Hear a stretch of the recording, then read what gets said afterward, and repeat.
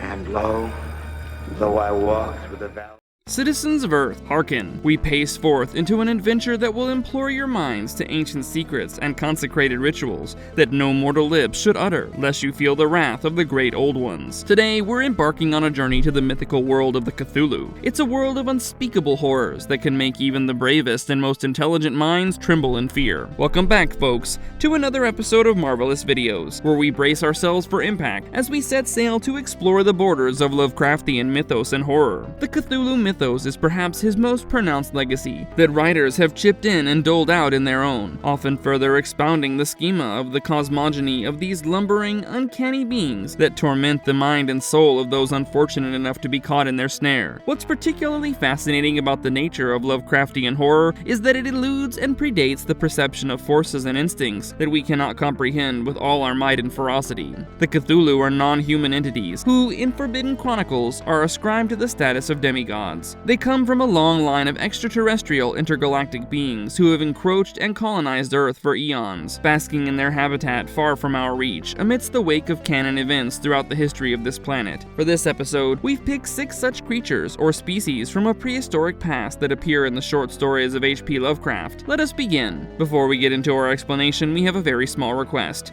If you like our content, please support us by subscribing to our channel. This is a small click for you, but for us, it means a lot. Thank you. Let's begin.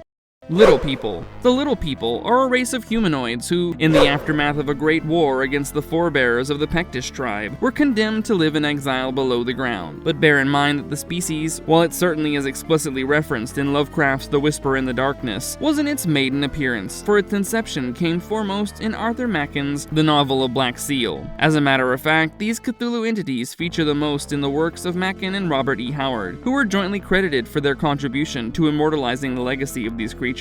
It's said that over the years, owing to a shift in their habitat, they have devolved into an abominable infestation, often referred to as the worms of the earth. As civilization began sprouting forth on the surface, the little people, as it were snuffed out and cast aside in a pitfall of desolation and oblivion in people's minds. Their legends were forgotten, and their species an exilous lore. However, some of their purest descendants still frequent the surface via underground tunnels, albeit shunned and vetted by men. Legend has it that during the Roman invasion of Britain, Bran Mark Morn, a Pictish king, made a pledge to deliver justice by avenging his people against a Roman governor by thwarting him for his atrocities. The king struck a deal with a half-worm witch and was granted a secret passage that led to the underworld. Bran parlayed in exchange with them an agreement to return the Blackstone, a talisman of unspeakably potent enchantment that he had stolen, only on the condition that they must bring before him the governor unharmed. The worms agreed, but the general lost touch with reality. He had become nothing more than a rattled, frenzied man who makes incomprehensible utterances from the things he has encountered in his journey through the mysterious tunnels leading into the underworld. Robert E. Howard went to great lengths to offer a picturesque account of their physiognomy in People of the Dark. They're a race of humanoid dwarves who bear grotesque fangs, claws, and almond-shaped eyes that can peer through absolute darkness with the vision of a cat. Their skin's epidermal features are similar to those of a snake or a reptile with very little hair. Having adapted to a fossorial habitat, they are skilled in burrowing almost as fast as a mole. Their excavations are said to stretch into unknown depths and lengths beneath Britain's surface. They are mostly found congregating and inhabiting a remote subterranean place called the Dragon's Burrow. Their weapons and tools require a mastery that humans do not possess. The Little People are also known for their propensity to mate with human women, whom they have abducted on many occasions. The children born of such unions usually emerge as humans, except once when Gervais Craddock went through a hideous transformation to grow tentacles drenched in a thick, gelatinous, mucus-like fluid. In the modern day, the Little People are an extinct species. In the wake of the 20th century, as the effects of severe inbreeding began to set in, it drove them to their doom.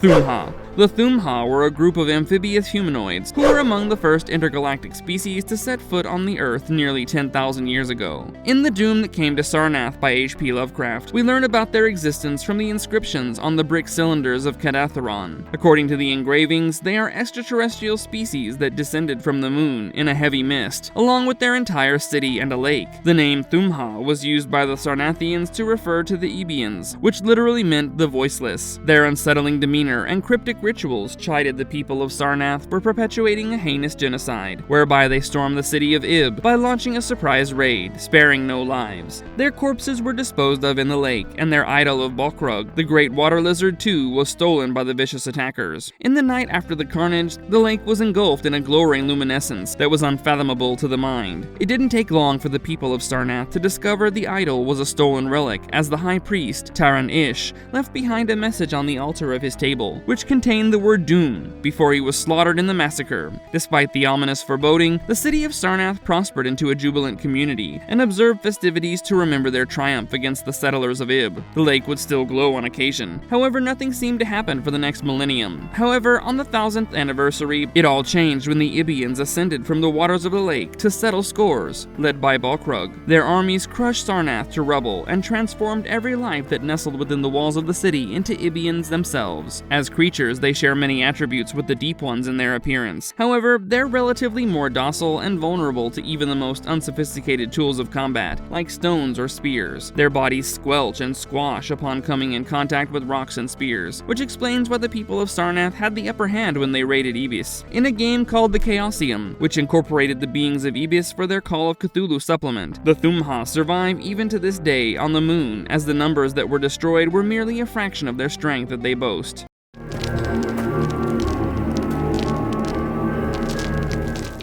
Martens Family. The story of Martens sprung forth into the life of the short story of H.P. Lovecraft called The Lurking Fear. The history of the Martens family is steeped in illicit affairs and estrangement, followed by a descent into feral chaos. Unlike other creatures of Cthulhu Mythos, this is a story of a family of ordinary humans, as we know them, who, over the years, from giving into the excess of their carnal impulses and rage, were transmogrified to demonic prowlers, stalking the night during thunderstorms. It's said that during the 15th century, Garrett Martens, a wealthy merchant and the patriarch of the family, built a mansion in the Tempest Mountains of the Catskills. Fearful of the sweeping tide of British rule, Garrett sought to keep away from the looming forces of the British Empire at large. Very little is known of the Martens family and their lives within the mansion, except that the Martenses were raised with a deep-seated contempt for the British and would seldom leave their manorial pursuits and lives to interact with the townsfolk outside. It's believed that as years passed, the family engaged in inbreeding within their family and their servants. As years passed, the Martens family began to develop eerie responses to natural events and storms. Their isolation and unwillingness to leave for the world outside slowed their speech and distorted their cognition. While many from the family did migrate outside their manor, the main family never left except one, Jan Martens, who had enlisted in the colonial army, and when he did return to his family in 1760, he was shunned and treated as an outsider, as someone who had gone rogue who no longer shared their peculiar traits, especially their receptiveness to storms. Jan used to write to a dear friend of his named Jonathan Gifford at Albany. Gifford grew suspicious when the letters stopped coming abruptly. He set out on his own to investigate Jan's whereabouts and reached the Tempest, where he was told that he had died in lightning. However, Gifford could not take that in confidence, as something didn't seem right with him. Something wasn't adding up. What confirmed his suspicion was particularly how outlandish and feral the Martenses were. Gifford dug up the burial ground and soon, to his amazement, found that Jan's head was smashed in. This sparked hue and cry as journalists and detectives would frequent the Tempest Hills, as it didn't take long for rumors to hatch about weird, beastly lurkings that prey on the townsfolk at night, leaving behind their entrails and dismembered remains. People soon realized it was the Martenses, as the unifying link in their transformations was the heterochromatic pair of eyes, which was a family genetic trait. Monster hunters put an end to their carnage by blowing up the Tempest Mountains after several encounters. The Martenses could no longer inhabit the surface. They had to retreat to grounds underneath, nestling in burrows. They're described as creatures that have devolved into primates and dwell in caves with the demeanor of a goblin. While the explosion did end their terror, fear still looms large at similar presences in other corners of the world.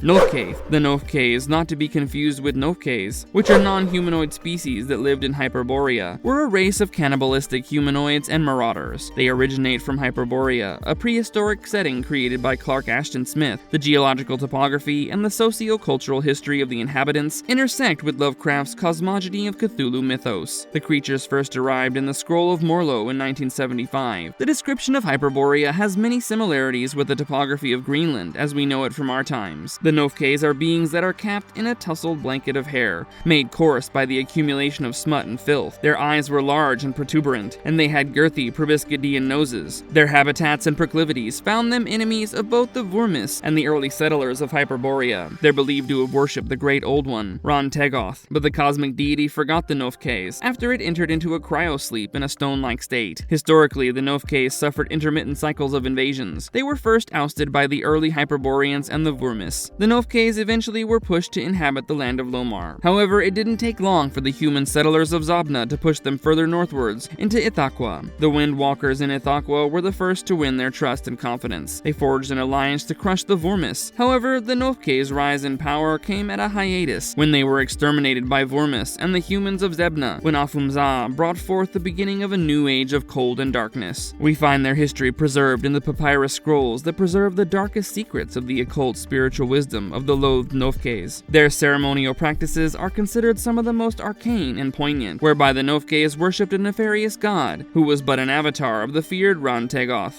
Yorhi. The Yorhis is a species from the expanded saga of the Lovecraftian mythos of Cthulhu, created by none other than Clark Ashton Smith. These species appear first in the vaults of Yovombis. The Yorhis are a mysterious race of Martians who are believed to have descended from Ihai. As with them, the Yorhis shared palpable resemblances and physical attributes. To modern humans, the very sight of the Yorhis would induce a horror that would send shivers down the spine. The Yorhis bore 3 flared, glaring sets of nostrils. Their skin had toughened in texture like brittle leather, and their limbs would stretch into recurved hooves of a satyr. They usually wouldn't appear in any clothing of any sort. Their dentures were sharp, but their eyes were rested in a bizarrely fashioned socket. They almost possessed the same chest at an angular length. The Yorhis were far superior, as opposed to their ancestors who carried themselves with grace, something which the Ihais lacked as a race. Moreover, the Yorhis were also taller, with arms that were better defined for practical usage. The Yorhis were an advanced group of races who had great knowledge of artifacts. Their architectural landscapes and technology were quite sophisticated and were far ahead of the Ihais. The Yorhis were also known to favor complex pyramidal structures that boasted strongly buttressed terraces. The Yorhis, however, with the passage of time, devolved into Ahais and are believed to still inhabit the cities of their forebears. As for how or why the Yorhis devolved still remains an odious mystery. Hammerhead. The Hammerhead spawned into existence from the Ogdruhem, who served amongst the significant nemeses in the universe of Hellboy in the comic series BPRD Hell on Earth. Not much is known of these Lovecraftian beasts, except that they're genetically adaptable to suit the harshest climates, from the chilliest of lands to the scorchest of deserts. The Hammerheads are very large hexapods with a bony white exoskeleton capable of withstanding a considerable amount of gunpowder and bullets. However, they can be pierced through with high explosives. Multiple shots fired at point-blank range to their mouth can deliver an instant kill. Intelligent mollusk. These are a curious race of mollusks that appeared in The Transition of the Titus Crow by Brian Lumley. It's a Lovecraftian space adventure novel that draws on the traditions and mythos of Cthulhu. The intelligent mollusks are described to be telepathic and have been found to inhabit the seas of Venus from the remote future. We come to know from Titus' interactions with these sea creatures that they will continue to live in prosperity for another 10 million years in the soupy oceans that will become hostile and uninhabitable for even the most primitive forces of nature. Marvelous Verdict. The Lovecraftian tradition of cosmic horror really paved the way for a new age reckoning in horror sci-fi and adventure sci-fi over the years. In that, the Cthulhu Mythos has been the most fascinating source material that writers rummage through and expand upon to immortalize this fascinating mythopoeic convention decades after Lovecraft's stories were sampled and published. The primordial beasts and humanoid creatures from the distant past set the mood for a newfound love in myths, legends, and occult science that we have lost touch with. Over the years, the Cthulhu legends have been adapted into different games and movies that had fans of the tradition flocking in herds, taking to the theaters and comic conventions for generations. If you liked our content, don't forget to leave a like and subscribe to us if you haven't already. Have a good one and be safe. Thanks, everyone.